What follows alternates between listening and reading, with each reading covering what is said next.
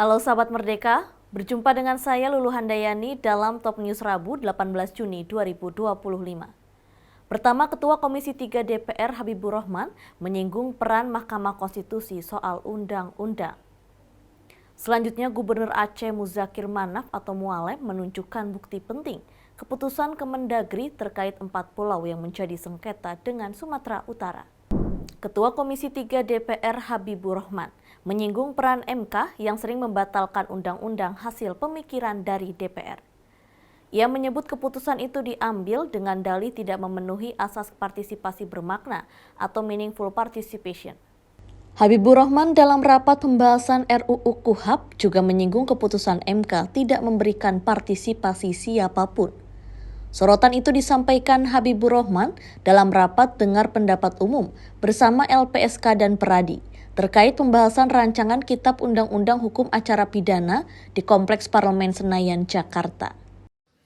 Ya, tujuannya beda, demi keadilan, bukan kepastian hukum.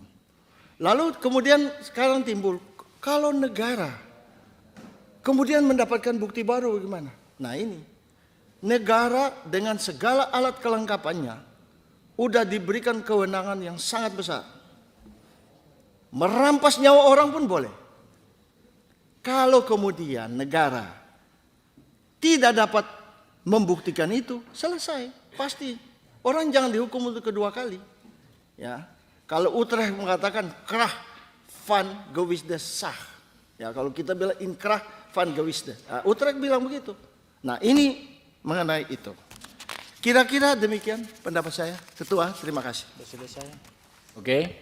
Semua sudah selesai. Jadi rekan-rekan,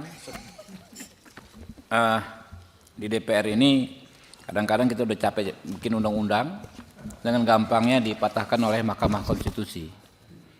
Ada senjatanya Mahkamah Konstitusi itu meaningful participation. The right to be heard, hak untuk didengar, the right to be considered, dipertimbangkan, the right to be explained. Nah ini yang barusan dipraktekkan oleh Pak Sudesan Tandra. Ya, jadi nanti ini biar bisa ini Pak, jangan patah hati juga Pak kalau disampaikan begitu oleh Pak Tandra. Ini bagian dari dialog kita untuk memenuhi ketiga unsur tersebut.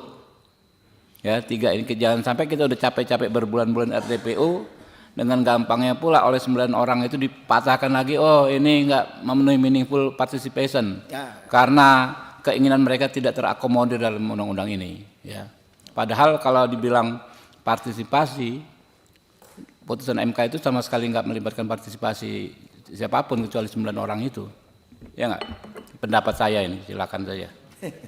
Itu yang betul.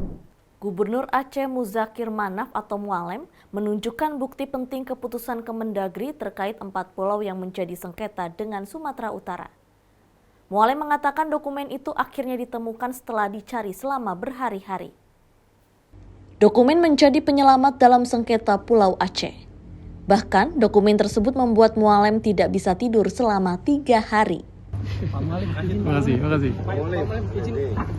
Nih, ini adalah ini adalah dokumen penyelamat pada hari ini yang kemarin baru digali dari gudang Kemendagri. Ya. Nah, ini Kemendagri ya.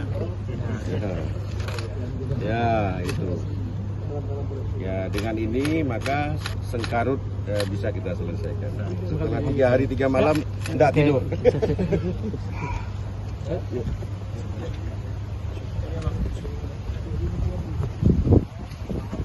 Sebelumnya, Menteri Sekretariat Negara Prasetyo Hadi menyampaikan Presiden Prabowo Subianto memutuskan 4 pulau menjadi polemik resmi menjadi milik Provinsi Aceh. Keputusan ini langsung mempertemukan Gubernur Aceh Muzakir Manaf dan Gubernur Sumatera Utara Bobi Nasution. Ketegangan keduanya pun mereda bahkan ditunjukkan dalam salam komando. Adapun keempat pulau tersebut yang kembali ke wilayah Aceh yakni Pulau Pancang, Pulau Lipan, Pulau Mangkir Gadang, dan Pulau Mangkir Ketek.